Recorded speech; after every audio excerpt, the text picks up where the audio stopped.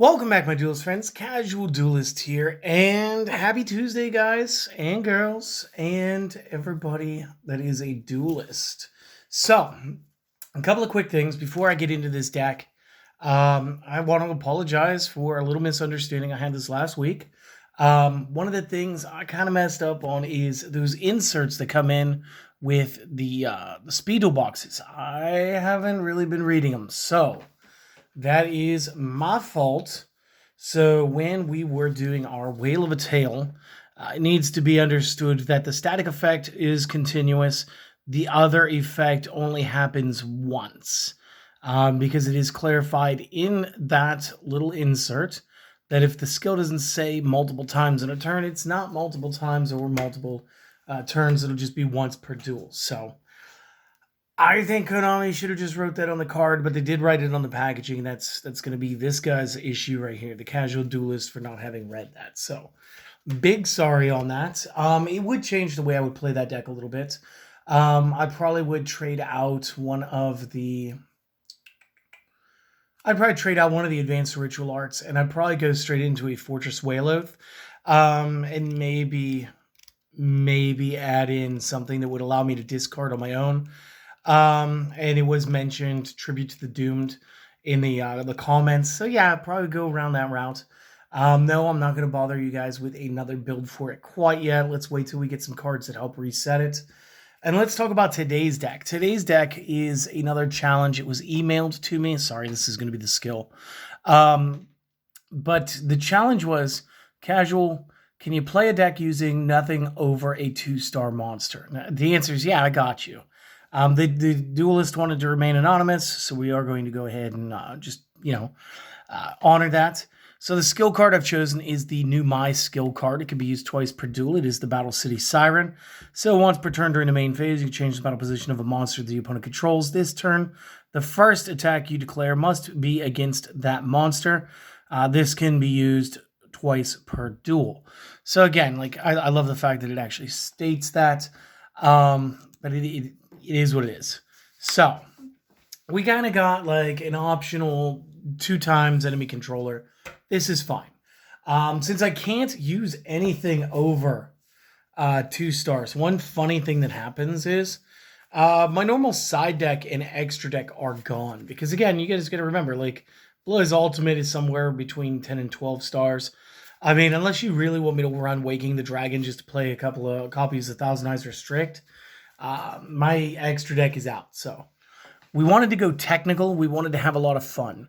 So the first thing I set up is 2 copies of the Apprentice Magician. So the effect that we want to bank on here is when this is destroyed by battle, we can special summon another level 2 or lower spellcaster from our deck in face down defense position. So again, this does allow us a little bit of shielding because you can go Apprentice to Apprentice. But Apprentice goes into the next 2 cards. Magician of Faith, and on her flip, we can recycle one of our spell cards back to our hand, or the Old Vindictive Magician. And when this guy flips face up, we will go ahead and target one monster the opponent controls and destroy said target. So far, 3 2s and a 1. Everything's fitting. We're definitely going along with the ban list, but this in and of itself is just a tiny little engine. So we need something that's going to have some punch, and we need to do this. Now, the last time I did this, I think I did this with the Petite Moth, and I did it for fun. So this time we're going to do it, and we're going to take it serious. So the first thing we're going to do is we're going to play 3 copies of Shadow Spectre. So just real quick, if you guys don't know what I'm doing, it's going to make sense when we get to the spell cards. But real quick, I just need you to know that this guy is the strongest 1-star card in the Speed Duel format. This guy has 500 attack. I want to say second place is 400, and then third would be 300. And we are going to go to some 300. So we're going to have 2 copies of Skull Servant as well. This is important because this is going to make sense here in a moment. Now, for math's sake, let's do some quick numbers. Okay, that's going to be 9 monsters. This is going to be a 22-card deck overall. And out of my 9 monsters, 8 of them are all dark attributes. So going into the first bit of spells, we want 2 copies of Lure of Darkness. This is going to help offset the fact that we are playing a 22-card deck. This card is limited to 2. Otherwise, obviously, you'd probably want me to run a third one. The effect, draw 2 cards, then banish 1 dark monster from your hand, and if you can't do that, you have to send your entire hand offline to the discard pile. So again, not that big of a jump in this deck, but between Apprentice Magician helping thin the deck, Allure of Darkness helping us thin the deck, this is going to function almost as though it were a 20-card build. Next, for the money card. We are to be playing 3 copies of the Amulet of Ambition. Now, my duelist friend that requested this, you know who you are, and I know that you're watching this on Wednesday morning. I want you to know that this is just something that you kind of missed out on. It's something that was out of one of the structure decks. It was in the 3rd series of structure decks, so I want to say this was Weevil versus Rex. The way it works is you can only equip this card to a normal monster card, so only these 5 are targets.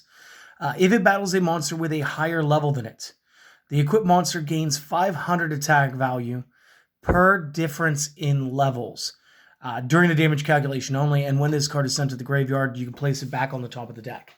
So if our opponent does destroy it, as long as they don't banish it, we're good.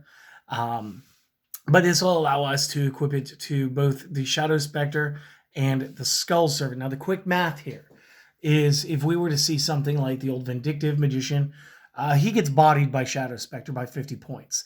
But in this case, it'd be 550 points because the Shadow Spectre would see that there is 1 level difference. And then when you're dealing with something like a God card, they have 10 stars. Give us half a second. I actually have some foils sitting up here on the table. That means Slifer's never too far away. So as you can see, Slifer has 10 stars.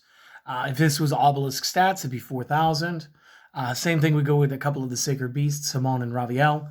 To see the Shadow Spectre or even the Skull Servant fight something of this, you need to know the math is going to be a plus 4,500 to the equipped monster card because, and it's going to be a 9-star difference, and then a 9 times your 5, add your zeros back in, means that, you know, even if they didn't have an attack value, 9 stars worth of difference. A 0 attack point monster card that's normal bodies Obelisk the Tormentor by 500 just based on the equipment, which is why we went with the top 2 dark normal 1-star monster cards. It was just a matter of numbers. So even the strongest card in the game, and I think right now it's still Blue Eyes Ultimate Dragon. If we go ahead and we just count up stars, there's your 4, there's your 5, there's 7, 10, so it is 12. That's going to be 11. 11's 5,500 added to the card, and before any stats are involved, that's beating by 1,000. So yeah, Amulet of Ambition is how we're going to try to trigger these monsters into being a win condition, but it does mean that we are going to have to compete against them physically. So we're not going to be doing crazy amounts of damage throughout the whole match. It's just a matter of continuously beating down monsters. Now that we've sorted that out, let's get the rest of the spells. I am going to use 2 Books of Moon and a single Cosmic Cyclone. This is going to be my 3-ofs. Here's my 2-ofs. We're not using any of the singles this time around. In order to get ourselves in a better position, and again, this kind of follows in with our restriction. The restriction was I couldn't build the deck to have anything over 2 stars in it. But that doesn't mean I can't take custody. So what we're going to do is on those off turns where we just don't have anything, the opponent has a really good monster. And if they've only got the 1 monster, it makes it way easier. Summon, creature swap. If they only have the 1, it's you're good. You know which one you're taking. And that's going to give you that. 1 copy of Nightbeam because it's just good stuff. And then because they are normal monsters, Justy Break. I don't so much mind what happens to my 4 magicians. They are here as sort of like a sub-engine. They're here to make sure that the allure goes off.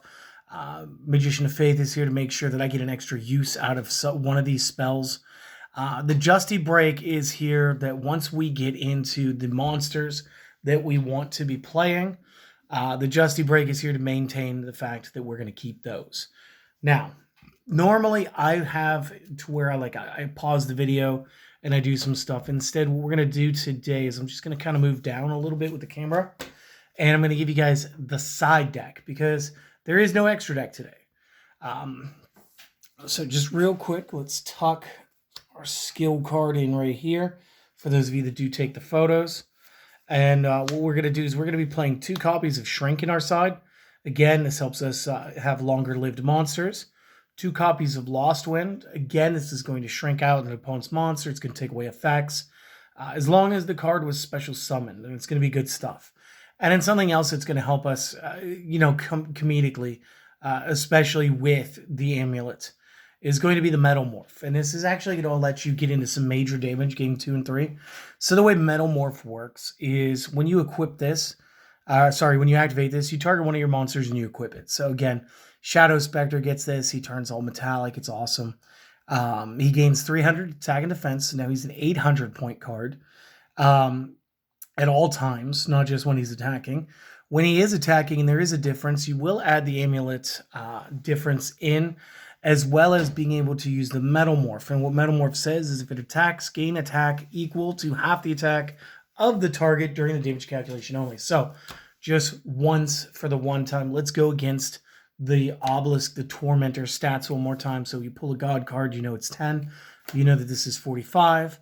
That means that it'll gain 65 because of the Metal Morph gaining half, which would be the 2K. Then you've got your 65 plus your 8 for a quick 7,300 point 1-star monster card. And it's just goofy. It's fun. It's meant for you guys to have some fun with this. I'm sorry about the bit of glare. Is what it is. We have a pretty strong shop light down here. But yeah, this is the deck, and I hope that you guys enjoy it. And if you have, consider supporting the channel. Quick like, comment, subscribe are always the best things to do. Again, a lot of you guys have clicked the notification bells. There's still some of you out there that if you're enjoying this, it just makes it so that you get every one of the videos. You'll always get the updates. Just do the things, don't do the things. Have a wonderful day. That's the one thing that you have to do.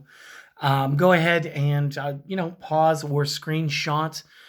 This way, you have your side deck, your main deck, and your skill. And you guys have a brilliant day. And I will see you guys again on Thursday. Thursday, we have a viewer submission that they've won their locals with. And I got to say, it looks pretty darn awesome. And I'm gonna go ahead and show that one off to you guys. So see you then. Later.